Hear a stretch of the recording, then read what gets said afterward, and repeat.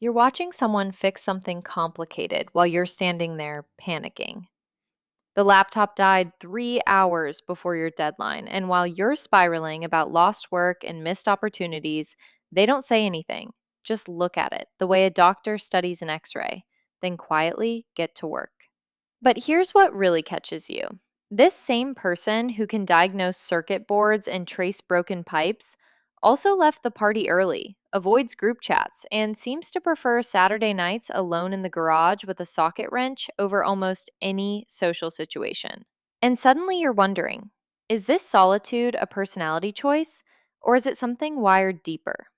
Mastering difficult skills like coding or mechanics rewires your brain. Psychologists call this self efficacy, the belief that you can achieve specific outcomes. This isn't just confidence, it is built on mastery experiences. Each success strengthens your neural pathways, while each failure chips away at them. Over years of successful fixes, your brain learns to see challenges as puzzles rather than threats.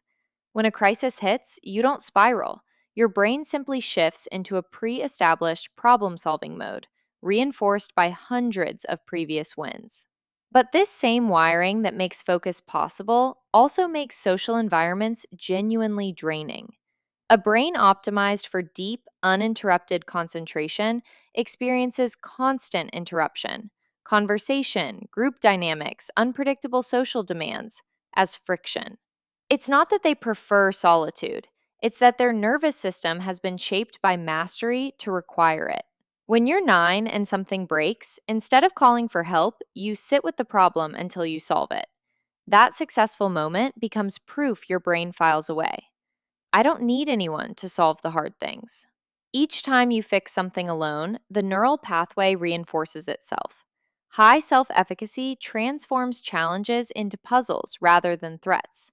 Because you attribute failure to effort rather than ability, you recover faster, fundamentally rewiring how your nervous system processes obstacles.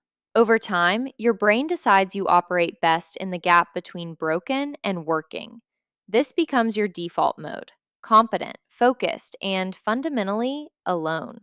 If you fixed a pipe break at 9, your brain proved you don't need help. Are you still that person who saves themselves? Comment below.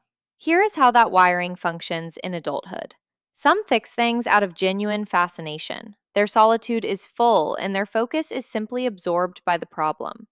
But others learn to fix things because utility was their only path to value. Their nervous system decided, I will never be helpless again. This isn't a superpower, it's a survival strategy. This internal locus of control is a double edged sword. When you believe outcomes depend entirely on your own actions, asking for help feels fundamentally wrong, like a structural error in your operating system. They are the most capable person in the room and the most invisible, solving what others cannot, then disappearing. Most remember the fix, not the person. They exist in extremes, alive in a crisis, but absent when things are fine. Small talk feels foreign, but a broken problem provides purpose. They ask for nothing, yet are quietly devastated when unnoticed. Mastery builds self efficacy, but tying your identity to always figuring it out carries a heavy cost. If you attribute failure only to a lack of effort, you won't stop until 2 a.m. because quitting feels like a personal failure. This isn't just perfectionism, it's a nervous system that learned your value comes from what you solve, not who you are.